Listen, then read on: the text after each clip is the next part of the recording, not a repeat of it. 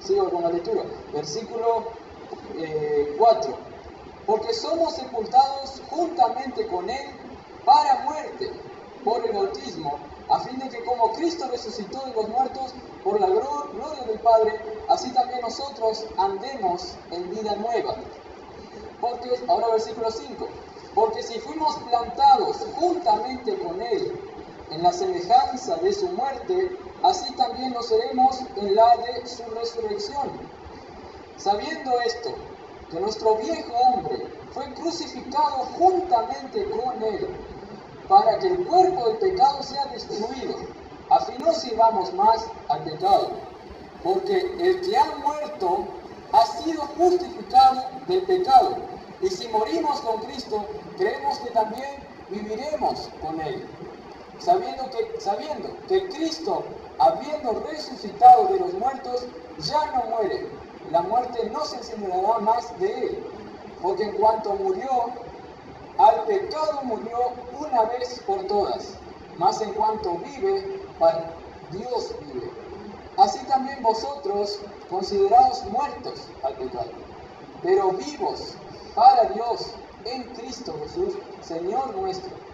No reine pues el pecado en vuestro cuerpo mortal, de modo que no obedezcáis a sus concupiscencias, ni tampoco presentéis vuestros miembros al pecado como instrumentos de iniquidad, sino presentaos vosotros mismos a Dios como vivos entre los muertos, y vuestros miembros a Dios como instrumentos de justicia. Porque el pecado no se enseñoreará de vosotros, pues no estáis bajo la ley, sino bajo la gracia. Toda esta sección que leí es casi una respuesta a la pregunta que aparece en el versículo 1. ¿Perseveraremos en el pecado para que la gracia abunde? Esto Pablo se imaginó esta pregunta que otros estaban haciendo a él cuando explicó antes sobre la gracia de Dios. Pablo estaba explicando que la gracia de Dios era mucho más grande, mucho más eficaz que el pecado de Adán. El pecado de Adán, ¿cuál fue? Ya saben que Adán y Eva engañaron a Dios, desobedecieron a Dios y obedecieron al diablo. Que Jesús más tarde dice que todos los que están bajo el pecado son hijos del diablo. Y bueno, ellos cuando obedecieron al diablo en vez de Dios, demostraron que eran hijos del diablo. Pero después de unos años vino Cristo y ¿qué hizo? Derrotó toda la obra de ese Adán y trajo mucha más gracia por todo ese pecado acumulado por años y años y años por causa de Adán, y fue acumulado a través de que nacían más gente, el pecado aumentaba exponencialmente. Si ponemos una gráfica, aumentaba así el pecado, se llenaba más de pecado, hasta que un punto terminó para los que creen en Cristo. Y Jesús paró con todo ese alargamiento del pecado y produjo más gracia. Aumentó la gracia para allá, para arriba, y fue mucho más eficaz la muerte de Cristo a nuestro favor. A todos los que antes estábamos esclavos del pecado, ahora la gracia de Cristo nos libertó del pecado y nos dio el perdón. Y no solamente nos libertó, sino mató a nuestro viejo hombre, aquel que nos hacía pecar, que quería solo hacer el mal, que quería desobedecer, que quería estar bajo el lazo del enemigo. ¿Por qué? Porque estábamos cegados, teníamos algo que no nos dejaba ver la gloria de Cristo. Solo queríamos enfocarnos en nosotros mismos, estar encorvados en nosotros mismos, y no queríamos las cosas de Dios, las cosas que son santas. Y por eso Pablo después dice que cuando aumentó el pecado, entonces aumentó más la gracia, porque Dios tuvo que hacer algo mucho más poderoso para salvarnos del pecado. Tuvo que morir en la cruz, y por eso aumentó la gracia.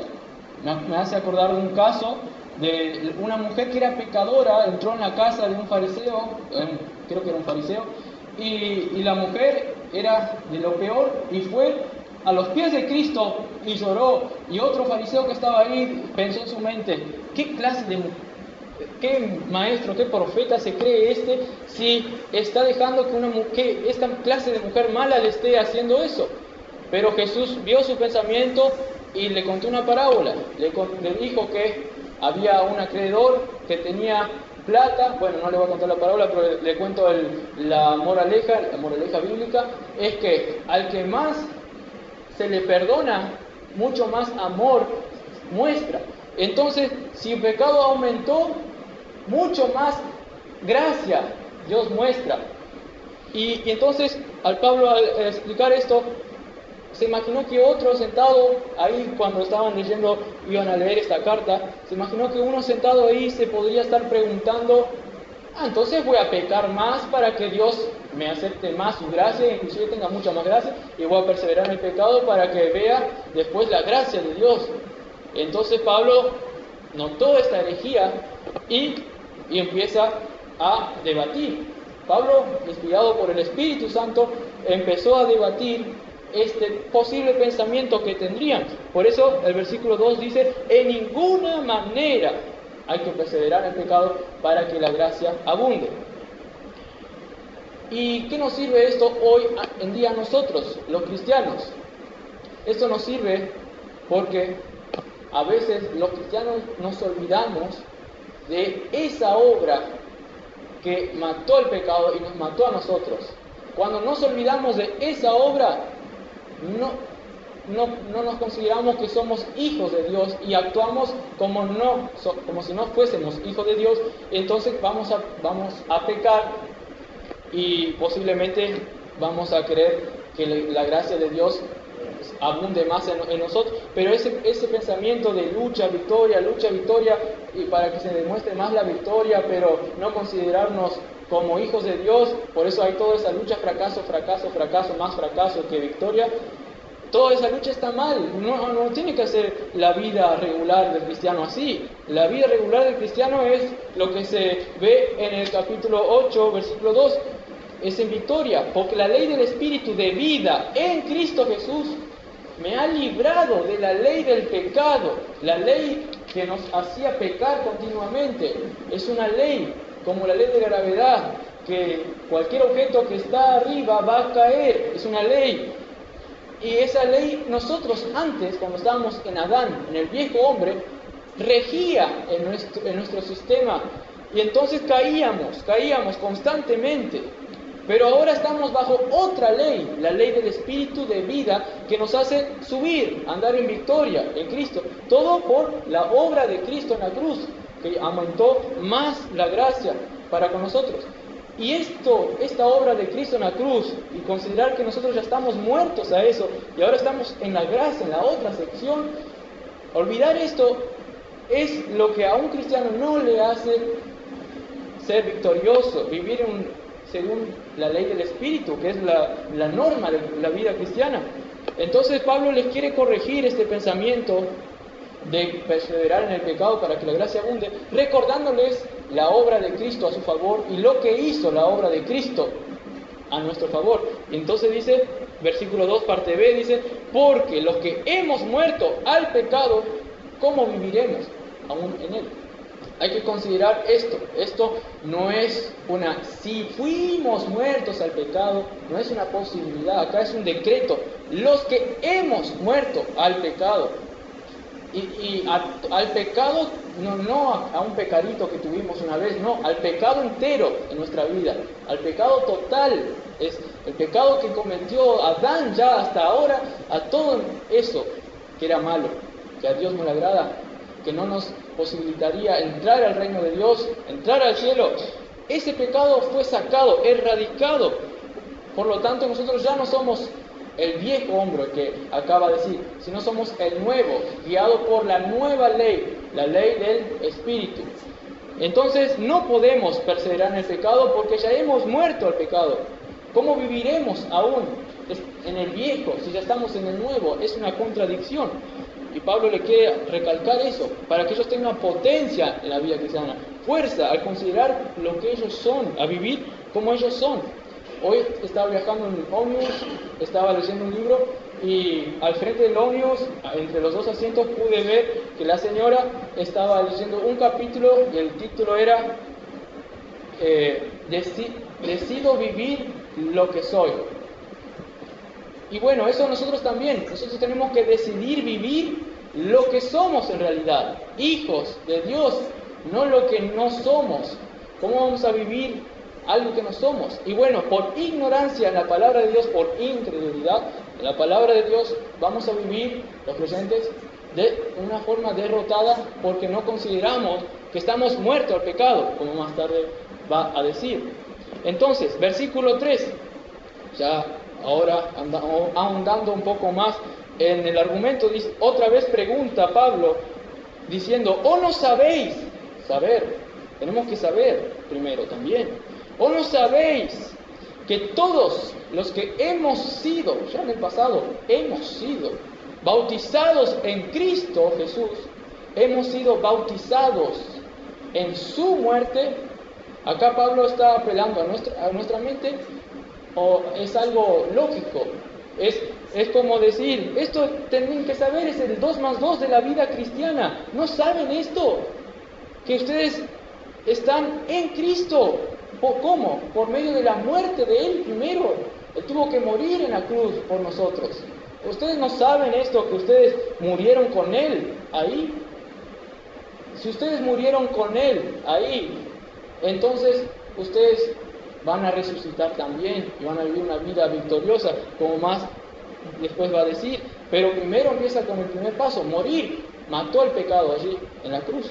Luego en el versículo 4 dice, porque somos sepultados también. Ahora no solamente dice morir, sino que ahora sepultar. Jesús después fue sepultado de tal manera que quedó en la tumba abajo. Y dice, porque somos sepultados juntamente. Nosotros también estuvimos ahí espiritualmente, juntamente con Él, para muerte, para matar el pecado, por el bautismo, a fin de que como Cristo resucitó de los muertos por la gloria del Padre, así también nosotros andemos en vida nueva. Entonces todos nuestros pecados fueron olvidados, como el oeste se aleja el occidente se aleja del oriente, así Dios olvidó nuestros pecados, esa distancia infinita. Así también Dios sepultó nuestro pecado con Él. Dios no se va a acordar más del pecado tuyo, de todos los pecados que cometas, del viejo hombre. Ya está olvidado, erradicado ese pecado. Esa es la gracia verdadera de Cristo, no es la falsa gracia que muchos están predicando hoy. Esta es la gracia verdadera que se olvida de todo el pecado. Sí. Sí. El sentimiento estaba velado, no se trata de venir. Eso. Y éramos esclavos del pecado. Sí. Pero dice que aquel que creyó en Cristo murió con Cristo, Ajá. ¿cierto? Y también fue sepultado. Eso. Tenemos por plena conciencia, todos saben que una persona cuando muere y es sepultado no se lo vuelve a sacar de ahí. Si está ahí, Sí. ya está, terminó. Eso es lo que está hablando. ¿Sí? Eso. Sí. Quedó sepultado y ya muerto. No puede, como bien dijiste, no puede salir de ahí siendo la misma persona porque ya murió. Entonces quedó ahí y hay que haber un cambio. Otra persona, ya no la misma, sino otra persona resucita con Cristo y ya es el nuevo hombre, que ahora nosotros, los que creímos en Cristo por la fe en que Él murió en la cruz por todos nuestros pecados, por la pura gracia y misericordia de Él, los que creímos en Él, ahí sí resucitamos, pero ya no como el viejo, sino como el nuevo. La tumba significa eso, matar al viejo, para que después, como Cristo resucitó, así nosotros resucitemos, pero ya como el nuevo. No vivo ya más yo, sino que Cristo vive en mí. Y es el nuevo porque Cristo, que es el resucitado, el primogénito, que de las primicias que va a ocupar la nueva tierra, bueno, nosotros resucitamos con Él y Él vive en nosotros. Luego, ¿para qué? Para que caminemos ya no más en el pecado, sino en una novedad de vida, en una vida que es mejor que la que el mundo está ofreciendo ahora. Para muchos la vida es salir con sus amigos a tomar cerveza ahora, todos los jóvenes. Para ellos la vida es eso, la vida es ir al casino, divertirse, entregar su plata, su dinero, malgastar ¿Para qué? Para el placer momentáneo. Para ellos la vida es así. Pero la vida verdadera es una vida que es Cristo. La vida espiritual es Cristo. Jesús es el pan de vida. Y dijo Jesús que nos va a dar una vida poca en abundancia, no mucha en abundancia. Es una vida que es mucho mejor. Que si vos conocieses el don de la justicia de Dios, el don, y como Jesús le estaba diciendo a la mujer samaritana, ¿quién es el que da de beber esta agua viva? Vos le pedirías y él te daría la vida eterna, que es mucho mejor que los placeres momentáneos. Es una vida eterna con Cristo. Si nosotros podemos contemplar toda esa vida en su totalidad, ahora en un vistazo vamos a estar regocijados. Por eso Pablo nos habla en Efesios, oraría que nosotros somos capaces de entender con los ojos espirituales del corazón que las riquezas de Cristo, las riquezas de su herencia que vamos a estar con él en el cielo, la esperanza a que fuimos llamados. Eso es lo que nosotros ahora tenemos. Y Pablo ora por los que están allí, que iban a leer esta carta, que ellos tengan ese entendimiento pleno, cada vez más, aunque eran creyentes, necesitaban entender más las riquezas que están en Cristo. Y acá estos, tal vez eran creyentes, la mayoría que Pablo estaba escribiendo, por eso les escribe esta carta, para que no pequen, sino que se centren en lo que tienen ya, lo que ellos pueden apreciar de sus vidas, que es la vida nueva. Miren la vida nueva y no la vida vieja. Por lo tanto, anden, caminen en la vida nueva. El versículo 6 dice, el 5 dice, porque si fuimos plantados juntamente con él, la semejanza de su muerte, también nosotros, así también lo seremos en la resurrección. Está dando un ejemplo. Lo que Cristo dice, nosotros hicimos. Ahora en el versículo 6, otra vez, sabiendo esto, saber la realidad, que nuestro viejo hombre, el antiguo, el que cree ahora, el antiguo, el tomo uno de la vida de ustedes, está crucificado juntamente con él, para que el cuerpo del pecado sea destruido. Hay como que si yo tengo acá dos tomos. El tomo 1 de presumir, el libro de su historia, de su vida pecaminosa, es este tomo. Acá se concentra todo el tomo de la vida pecaminosa de ustedes. Por ejemplo, yo hablamos Josías. El tomo 1 de Josías viejo está acá.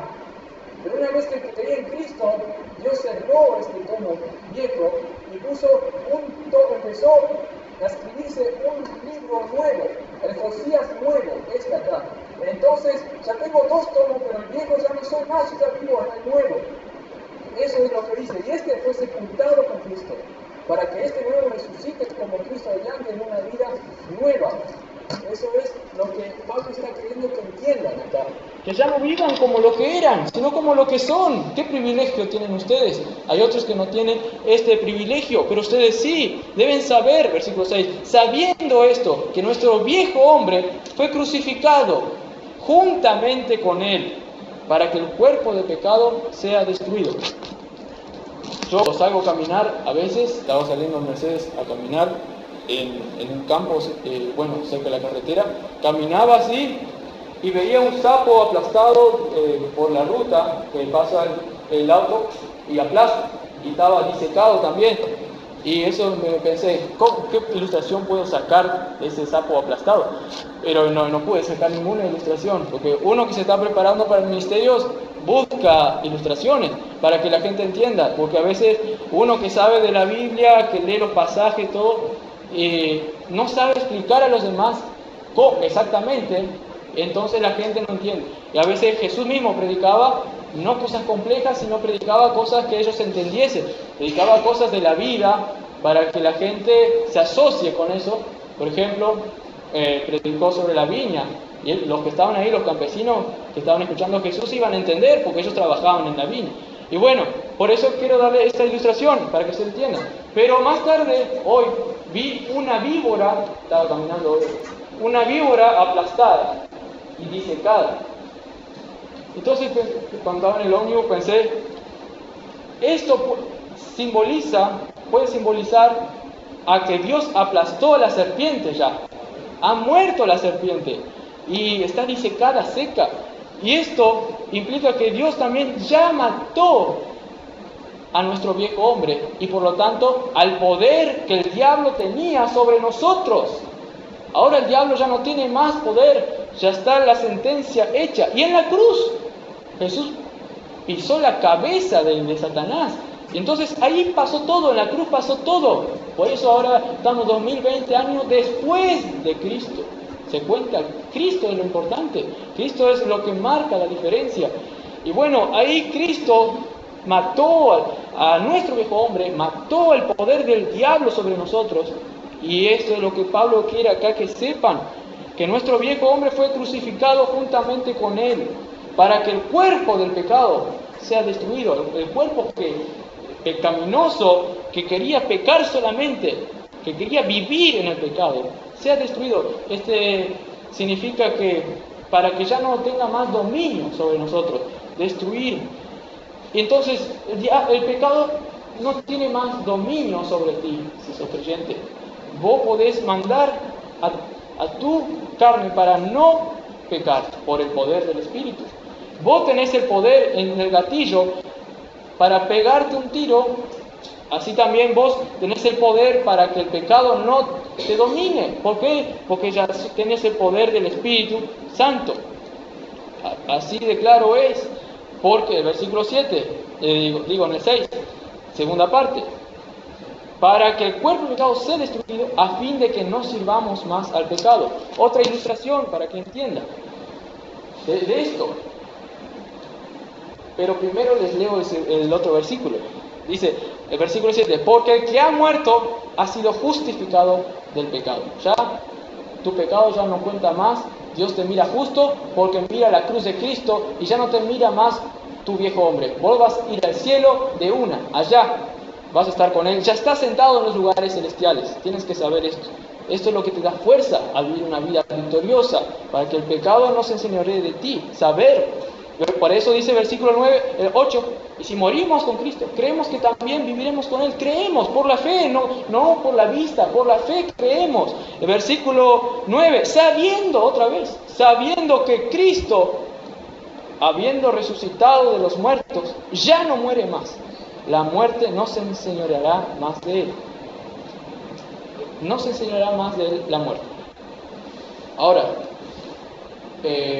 la ilustración. Ustedes saben que Abraham Lincoln fue un presidente de Estados Unidos. Era un presidente muy importante porque, ¿saben lo que hizo? Eliminó la esclavitud en Estados Unidos, Abraham Lincoln. Imagínense, los esclavos en esa época eran los que tenían color, pigmento negro. Entonces, cualquiera que venía de África ya era esclavo, ya servía a los blancos, para que entiendan, claro. Entonces, imagínense en esa época que se dicta, Abraham Lincoln pone un sello así, ¡cae! Ahora los esclavos negros ya no son más esclavos, tienen derecho de ser libres, porque yo hice eso y fue votado en el Congreso. Imagínense que cuando se dictó eso, había un negro en la casa de un blanco, estaba ahí lustrando los zapatos, las botas, no existía betún en esa época, pero estaba lustrando la bota. Y de repente uno viene y dice, los negros ya no son más esclavos, pueden tener derecho a la libertad en Cristo. Entonces el blanco le dice, seguí ilustrando mi bota. ¿Y qué va a creer que dice el negro? Sí. Muchos cristianos quieren seguir ilustrando la bota del diablo, sabiendo que ya están libres. Por temor, claro, por temor también, por eso es casi lo principal, por ignorancia también, por no saber lo que son, libres. ¿Y por qué? Por no tener fe en lo que dice, porque creemos que también viviremos con Él, dice. Entonces, ya no muere más Cristo. Nosotros tampoco morimos más, porque ya morimos una vez por todas con Él. Hay que saber eso bien. Por lo tanto, en el 11 dice, así también vosotros. Ahora, vosotros, nosotros, todos los creyentes, versículo 11, consideraos muertos al pecado. Ya, pero vivos para Dios en Cristo Jesús, Señor nuestro. tenemos que considerarnos así, vivos para Dios, muertos al pecado. Esto es lo que hace la diferencia. Hay muchos cristianos ahora que por temor a Dios que les esté juzgando todo el rato, como Martín Lutero antes de convertirse, tenía temor de la justicia de Dios y se confesaba todo el rato pasaba 2-3 horas confesándose delante de Dios. Otros cristianos también, John Wesley, quería conseguir su salvación y vivía una vida atormentada, incluso predicaba a muchas personas, se limitaba a comer, dormir poco, para seguir estudiando. Hacían muchas obras para alcanzar la salvación, pero no porque ya la tenían. Y eso es todo lo que es tener una imagen errada del Dios de justicia. Pero acá dice que vosotros considerados muertos al pecado y vivos para Dios. Por lo tanto, si somos vivos, vamos a poder obrar no por temor a Dios, sino por amor a Dios. No el temor malo, sino el temor reverente a Dios, temor bueno.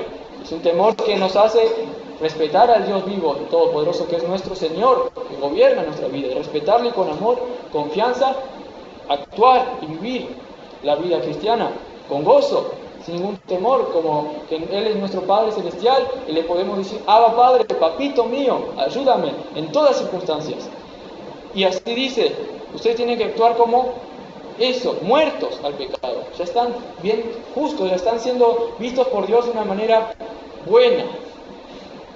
No reine, después dice el versículo 12, no reine pues, acá la exhortación, una vez que saben todo esto, que ya están muertos al pecado, no reine pues, no dejen reinar eso, lo malo en ustedes, el pecado en vuestro cuerpo mortal, de modo que lo obedezcáis en sus concupiscencias. No podemos dejar que reine el pecado. Cuando el pecado viene y nos tienta, decir: no, yo ya estoy muerto a esto, y por fe creo que Dios quiere que yo crea en Él, en su cruz, que yo morí con Él en la cruz. Y por lo tanto, voy a dejar el pecado porque tengo poder de Cristo. Ya no me miro más al antiguo yo, porque yo ya no soy más ese.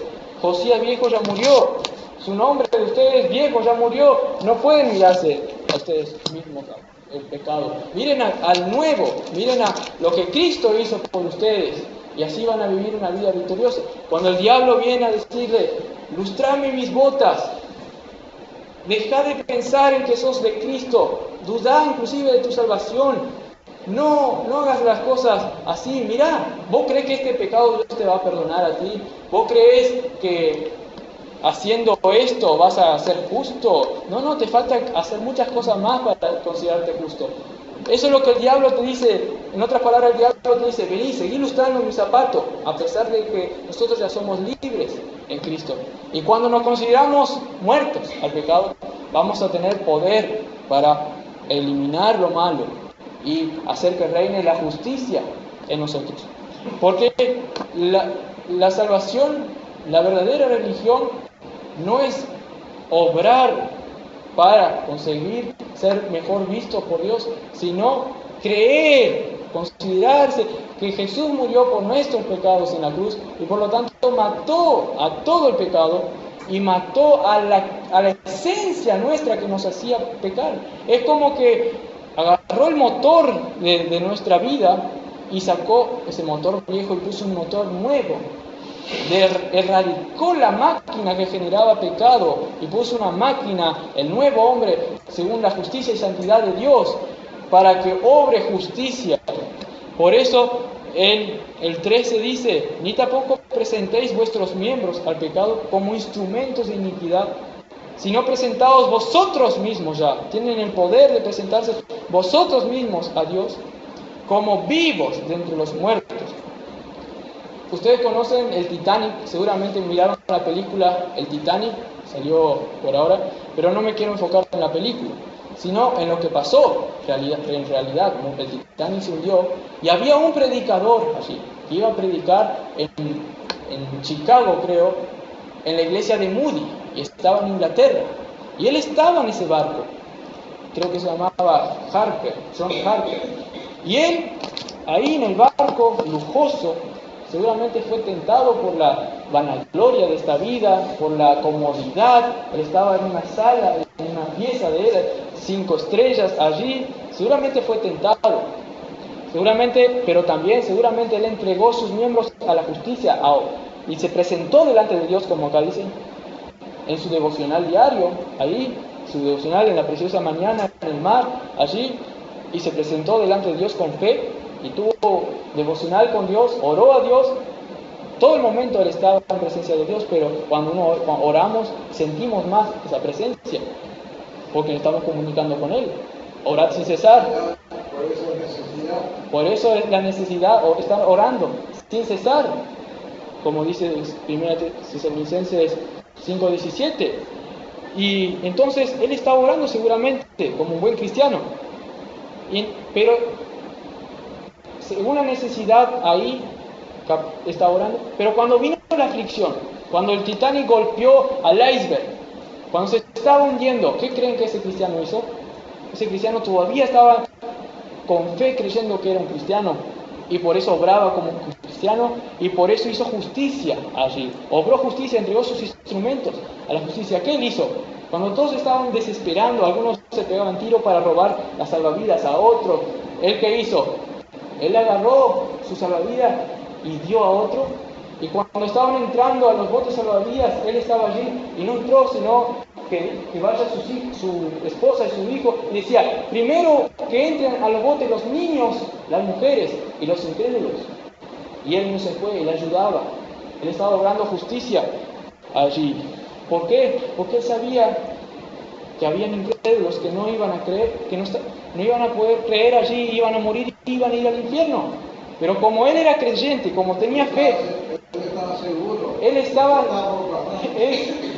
seguro que iba a ir al cielo. ¿Por qué? Porque él se consideraba muerto al pecado, porque él se consideraba que murió con Cristo y que resucitó con Cristo. Él estaba seguro de esto, seguro en Cristo. Y entonces, ¿qué hizo?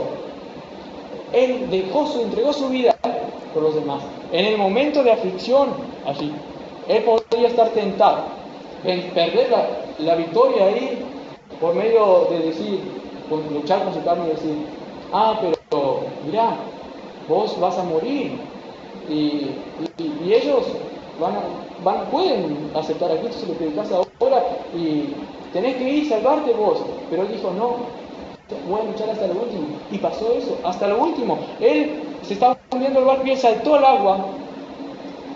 Y había otro que estaba allí flotando también. Y él le decía, cree en el Señor Jesucristo y serás salvo. Y las olas lo empujaban y volvían a traer, ¿crees tú? No creo que crea, le decía el otro. Y las olas le empujaban de vuelta y volvía. Y él decía, cree en el Señor Jesucristo y serás salvo.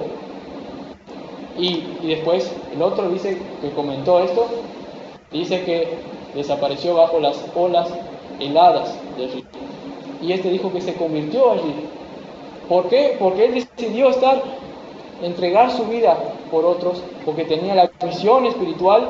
¿Y por qué? Porque estaba seguro que iba a ir al cielo, porque se consideraba que estaba con Cristo, estaba escondido con Cristo en Dios. Esto es el poder de la identidad nuestra, que nos hace vivir una vida victoriosa y segura, como hay muchos que lucharon hasta el fin. ¿Y por qué? Dios nos va a dar la victoria hasta el fin y no vamos a apostatar como muchos lo hacen. ¿Por qué? Porque estamos seguros en lo que somos. Estamos seguros que no somos como un perro que vuelve y come en el mismo vómito. Pero otros sí. ¿Por qué? Porque ellos nunca estuvieron seguros en Cristo. Tal vez fue una apariencia, pero nunca fue. Eran lobos vestidos de ovejas. Eso es, tener convicción en la realidad. La fe es la certeza de lo que se espera, la convicción de lo que no se ve. Eso es lo que hace la diferencia. Dice un caso, no sé si es historia o ficticio, pero lo que sí sé es que existió un rey en Prusia que había ganado muchas victorias. Y era un poeta, era un filólogo, era muy respetado, había ganado 6 guerras. Y se cuenta que él estaba caminando por las calles de París, allí, ahora donde ustedes conocen París, donde está la Torre Eiffel, donde es famoso París. Y él estaba caminando por, creo que era Berlín, perdón, era Berlín. Él estaba caminando, en Alemania, está mejor. Él estaba caminando por esas calles porque no sé por qué porque bajó del carruaje, creo que tenía, y empezó a caminar, y viene un mendigo ahí y le dice, creo que se llama Gregorio, no sé, y le dice, Gregorio, yo soy un rey, le dice el mendigo. Y el Gregorio dice, ¿tú, un rey? ¿Y sobre qué reino reina? Le dice. Y el Gregorio dice, el mendigo le dice, yo reino sobre mí mismo, Federico. Yo reino sobre mí mismo. Y bueno, el cristiano, aunque no es un rey de todo el universo, no tiene una posición alta en la sociedad, aunque no tiene dominios por todas partes, aunque no es rico, aunque no tiene posesiones, lo que sí puede reinar es sobre su pecado, sobre lo que le hace pecar. Él puede reinar sobre eso. ¿Por qué? Porque somos hijos de Dios. Por eso nosotros podemos decir, yo reino sobre mí mismo. No confiamos en nuestras fuerzas para reinar sobre nosotros mismos, sino por el poder del Espíritu. Ahí está, que Cristo es el que verdaderamente reina sobre nosotros. Si nosotros consideramos muerto al pecado, pero Él también nos dio la voluntad a nosotros de decidir someternos bajo el Espíritu o no. Si nosotros decidimos con fe, que la fe es lo que obra, la verdadera obra para Dios, con fe obrar para que Dios por su Espíritu nos dé poder para vencer el pecado, vamos a vencer. Es como 2 más 2 es 3. No, es como 2 más 2 es 4, es verdad, eso va a pasar. Si nosotros nos consideramos muertos al pecado, por eso dice el versículo 14, porque el pecado no se enseñoreará de vosotros, pues no estáis bajo la ley, sino bajo la gracia. Acá Pablo termina este primer argumento con la palabra que comenzó, gracia. El versículo 1 dice, ¿perseveraremos en el pecado para que la gracia abunde? Dice, no. En el versículo 14 dice, pues no estáis más bajo la ley, sino bajo la gracia. Los que piensan esto en pecar, piensan mal, ¿no? Pecar para que abunde la gracia, no están considerando que ya tienen gracia. ¿Para qué pedir más gracia si ya tienen toda la gracia? Porque no estamos bajo la ley, sino estamos bajo la gracia. Por eso Pablo le quiere dar un enfoque directo. Ustedes ya tienen toda la gracia de Cristo. Jesús dice que era la gracia. La ley vino por medio de Moisés, más la gracia y la verdad vinieron por medio de Jesucristo. De su plenitud de Cristo tomamos todo. Gracia sobre gracia. Pablo decía, por gracia soy lo que soy. Y he trabajado más inclusive que los otros apóstoles. ¿Por qué? No por mis cosas, sino por la gracia de Dios que no ha trabajado en vano para conmigo. Y eso era solamente por la gracia de Él, el regalo de Él. Y eso todo, Pablo hizo todas esas buenas obras porque se consideraba que estaba sobre la gracia. Y oraba a Dios, estaba allí pidiendo de Dios que le diera iluminación espiritual al leer las Escrituras. Nosotros los cristianos tenemos este poder que otros no tienen, la fe, para discernir lo espiritual en la Biblia. Podemos tener fe que el pecado no se enseñoreará más de nosotros y vamos a seguir teniendo esa fe y no va el pecado a reinar sobre nosotros porque tenemos dominio sobre la ley. Es incoherente un cristiano decir que yo quiero vivir en el pecado para que la gracia abunde. Es incoherente, ¿por qué? Porque el que vive en el pecado es, como ustedes saben, el viejo yo. Ese es el que vive en el pecado. Pero el nuevo yo ya no vive en el pecado.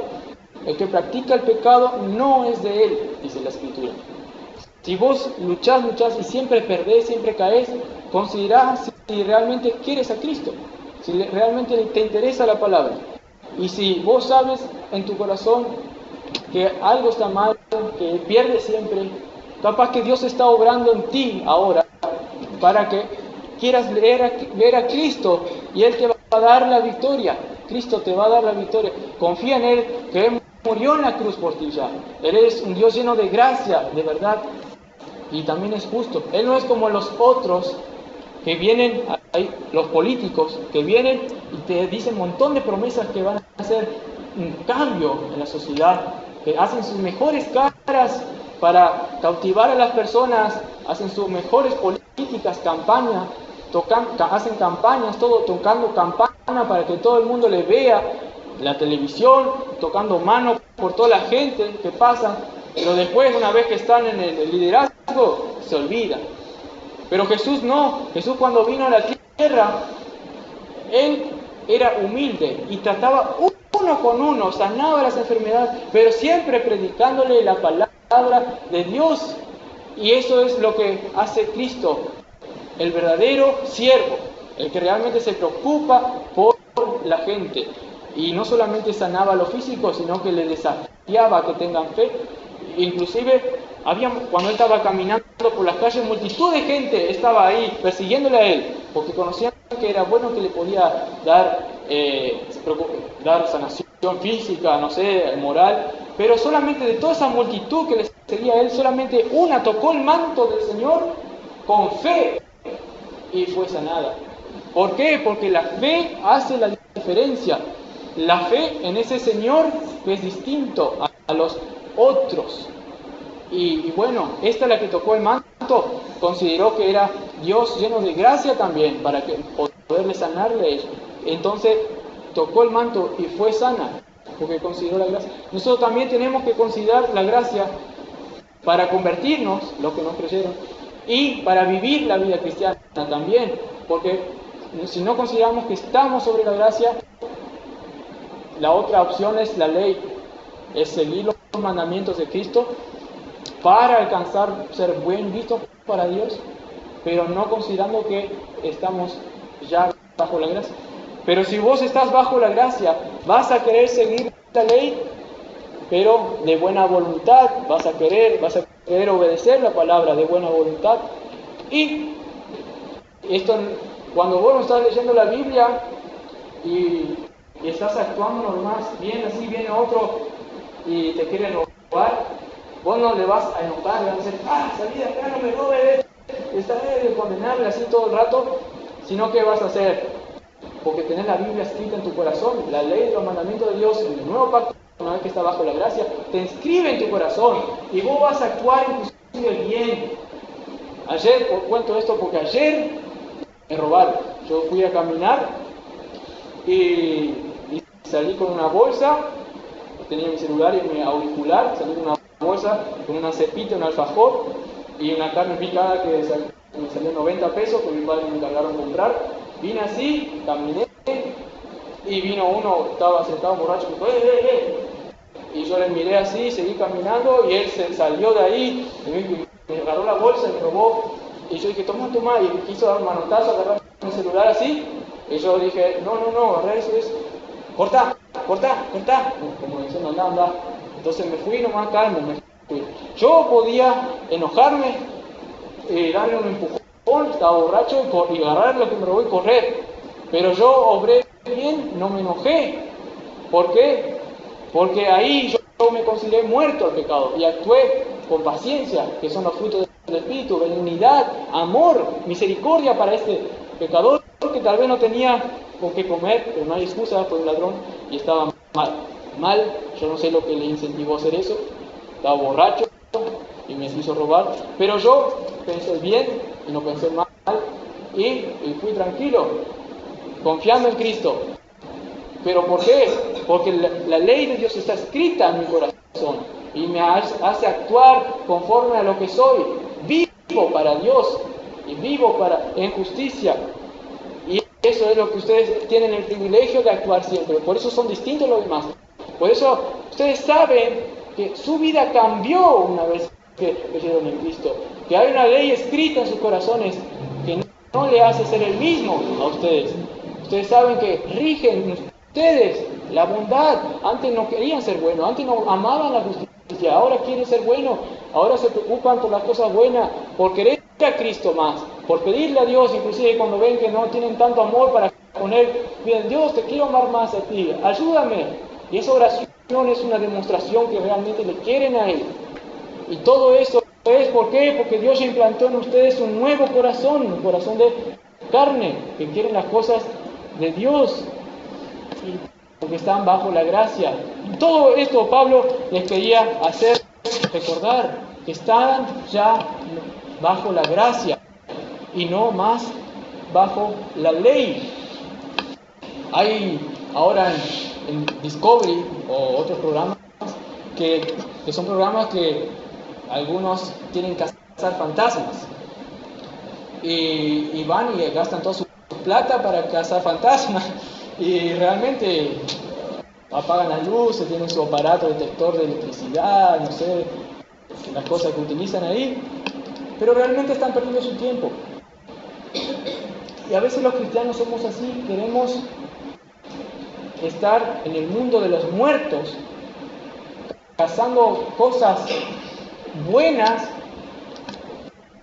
obrando para cazar la vida, pero ignorantes que nosotros ya estamos vivos. Somos como esos cazafantasmas que queriendo cazar algo irreal, pero una vez que estamos en Cristo, vamos a cazar lo real. ¿Por qué? Porque ya estamos en la vida. Y es lo que son cristianos y quieren obrar por la ley para alcanzar ser mejor vistos para Dios. Los que se esfuerzan, pero mal, no confiando en Dios, en su obra en la cruz. Eso realmente están obrando ridículamente. Y eso es lo que Pablo más adelante va a decir en el capítulo 7, el versículo 6, y nos exhorta para vivir de acuerdo al régimen nuevo del Espíritu, no bajo el régimen viejo de la letra. Romanos 7:6. Les digo esto porque está todo en el pensamiento de Pablo, todo unido. Y desemboca en el 7, Romanos 7:6 dice: pero ahora estamos libres de la ley. Pausa ahí. ¿Qué dice Romanos 6:14 que acabamos de leer? Que ya no estamos más bajo la ley. Esto tenemos que saber entonces, porque esto está hablando para que nosotros sepamos. Y en el Romanos 7:6 dice: pero ahora estamos libres de la ley. Esto tenemos que saber. Por haber muerto para aquella en que estábamos sujetos. De modo que sirvamos ahora bajo el régimen nuevo del Espíritu. No tenemos que servir bajo el régimen viejo. ¿Qué quiere decir esto? Que cuando vos querés hacer algo bien, no tenés que estar buscando por tus obras, por la ley, considerarte justo, considerar que vas a hacer algo bien, solo por la ley, que la letra mata, la ley mata, pero el Espíritu vivifica. Entonces, ¿qué nos quiere decir esto? Que tenemos que servir en el régimen nuevo del Espíritu. Esto nos da una nueva visión. Vamos a seguir los mandamientos de Dios correctamente, de la forma correcta, cuando tenemos fe que el Espíritu está en nosotros y servimos a Dios bajo el régimen nuevo del Espíritu. ¿Y cómo hacer esto? Considerándote que vos no podés seguir los mandamientos de Dios en tu viejo hombre, en tu carne, solamente por cumplir el deber, pero no por buena voluntad. No vas a poder, pero teniendo fe en la obra de Cristo a tu favor, que ya te mató el pecado, así vas a leer tu Biblia con fe, que el Espíritu va a obrar, y así vas a poder ir renovando de día en día, pero todo por fe, y quédate tranquilo que Dios está obrando en ti la justicia que perfecta, porque comenzó la buena obra en ti, la perfeccionará hasta el día final. Muy bien, con esto termino una breve conclusión y les digo, para terminar, que esto es una exhortación, más que una exhortación, es una verdad para que entiendamos y nos haga vivir una vida llena del Espíritu, y considerando que estamos ya muertos con Cristo y resucitados para una nueva vida, y vamos a caminar confiantes, con toda cancheramente, como un niño que camina preocupándose por las cosas, sino considerando que tu Padre Celestial le ve justo a él, y no estar así caminando encorvado, teniendo de todo. Ay no, porque si hago esto, no, te condenas a ti mismo. Pero viviendo confiante en Dios, que te ve justo, y te dio la fuerza para actuar justamente, ve y actúa. Entonces, justamente, entrega tus miembros a Cristo, porque Dios te dio el poder para hacerlo. Entonces, me despido con una oración. Padre Celestial,